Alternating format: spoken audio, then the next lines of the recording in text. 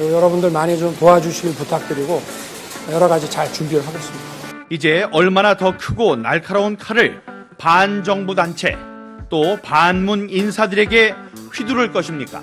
말로만 국민하는데 이와 같은 구체적인 자료를 주시고요. 추정과 추측 또 상상 이런 것만 가지고 해서 뭐 이것저것 다 내놓으라고 해가지고야 청문회가 제대로 되겠습니까? 그 당시에 불기소 처분을 한 법무부 장관이 황교안 장관이에요.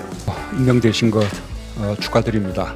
그동안 보여왔던 정치검찰의 행태 이렇게 청산하고 막중한 책임감을 느낍니다. 저는 이제 한 명의 시민으로 돌아갑니다. 법무부 혁신과 검찰개혁의 과제는 저보다 훌륭한 후임자가 맡으실 겁니다. 검찰 인사에서 어떤 사안을 좀 중점적으로 보고 계십니까? 네, 조금 있다가 취임사에서 검찰개혁의 성공적 발실을 위해서는 검찰의 안과 밖에서 개혁을 향한 결단과 호응이 병행되는 불타 동시가 이루어져야 할 것입니다. 검찰총장이 저의 명을 거역한 것입니다. 법령에도 있을 수가 없고 관례에도 없는 그런 요구를 했습니다. 있을 수가 없지 않습니까, 의원님?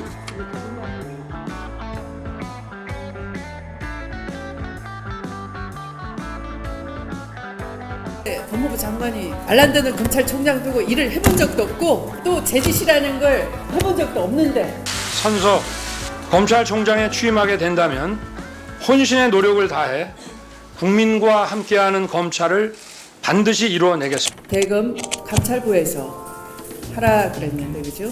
그것을 중앙지검 인권감독관에 내려보내고 그리고 대검 인권부가 보라라고 총괄해서 보라라고 이렇게 저의 지시를 절반을 잘라 먹었죠. 이런 얘기 하나 더 하겠습니다. 원래 저는 짝꿍에게 잔소리를 좀 많이 듣는 편입니다.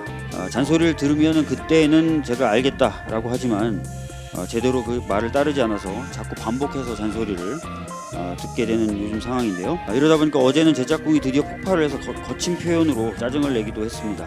그런데 제가 이렇게 짜증내는 짝꿍에게 넌 왜 성격이 그 모양이냐 라고 한다든지 혹은 짜증을 내도 좋은데 꼭 말을 그렇게 해야 하냐 라고 하면 과연 이게 문제 해결에 도움이 될까요? 최근 추미애 법무부 장관 발언에 대해서 추미애 장관의 인성을 거론하거나 표현 방식의 문제를 들어 비판하는 주장들이 있습니다. 그런데 이러한 지적들은 많은 국민이 바라는 검찰개혁이 더디게 진행되고 있고 또 검찰개혁이 더디게 진행됨에 따라 검언 유착이나 검찰의 제19 감싸기 같은 낡은 문제들이 다시 불거져 나오는 현재의 상황과 문제를 해결하는 데 전혀 도움이 안 된다고 생각합니다. 근데 좀 8조에 보면은 법무부 장관이 지휘감독해서 법무부 장관은 검찰 사무의 최고 감독자로서 일반적으로 검사를 지휘감독하고 구체적 사건에 대해서는 검찰총장만을 지휘감독한다. 이렇게 되어 있습니다. 지휘감독하도록 되어 있습니다. 총장한테 지휘할 수 있는 거죠. 내가 윤석열이면 벌써 그만뒀다. 네. 사실은 저는 뭐 사퇴하라는 입장보다는 내가 그런 처지에 있을 때 난 벌써 사퇴했다. 그 말 그대로입니다. 그 얘기는 아까 말씀드린 대로 장관과 이 총장 사이에 갈등이 있으면은 해소를 해야 될 거 아닙니까? 그것도 하루 이틀이 아니에요. 벌써 몇 개월째 이러고 있습니다. 그러면은 장관이 물러나겠습니까? 상의자가 물러나겠습니까? 하의자가 물러나는 게 상식이죠. 수사에서 지시 있었던 정황이 있는데 여전히 부인하시나요? 3년 만에 영장심사 맡게 되셨는데 심경 어떠십니까? 이 수사를 사실상 지휘한 사람이 누구냐면 윤석열 검찰총장입니다. 네.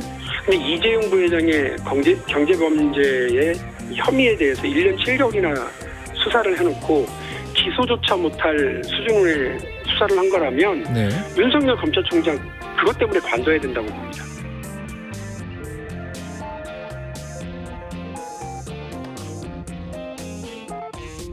네, 검찰 수장으로서 검찰의 위상을 지키려고 하는 노력은 나름대로 이제 뭐 인정하겠습니다만 최근에 와서는 검찰 조직 감싸기도 아니고 측근 감싸기 이렇게 되고 있는 부분이 있는 것 같아요. 그래서 공정성에 의심이 가기 시작하는 것 같고. 의원님께서 예로 드신 사건은 수사 중인 사건이어서 제가 언급하기는 곤란합니다만 어떤 과잉 수사라든지 또는 수사 관행 이 반복적인 수사, 무리한 수사 이런 것이 있었다는 점은 부인할 수가 없는 것이고요.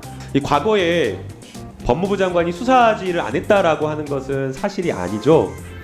수사 지휘를 아침마다 했다고 들었습니다. 시에 검찰이 경찰의 압수수색 영장 신청에 대해서 2번이나 반려하면서 골든타임을 놓쳤다라고 하면서 많은 비판이 있었던 거 아시죠? 이 압수수색을 했더라면 아마 CCTV를 통해서 그 교인들을 다 누가 거기 출입했는지 알 수 있었을 건데요. 이게 자동 삭제, 보름 만에 자동 삭제되는데 이 압수수색 골든타임을 놓침으로써 제때 방역을 하지 못한 그런 우려를 범한 것이죠. 보통 이제 뭐 얼마 전에 검찰 집행에 대한 여론조사가 반반이다 이렇게 나왔는데 법과 규정대로 해야 되는 집행 업무 5대5 지지를 받는다는 것은 엄청나게 빨간불입니다.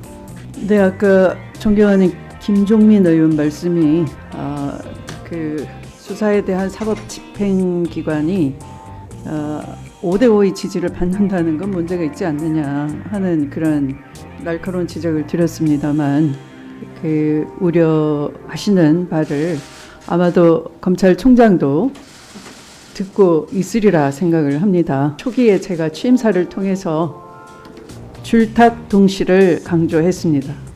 신뢰에 빠진 검찰 조직을 바로 세우고 제대로 된 형사사법 정의를 세우는 조직으로 거듭날 수 있도록 하는데 목표를 두고 있기 때문에 그런 길을 갈 수 있도록 많은 고언과 채찍과 당근을 당부드리겠습니다.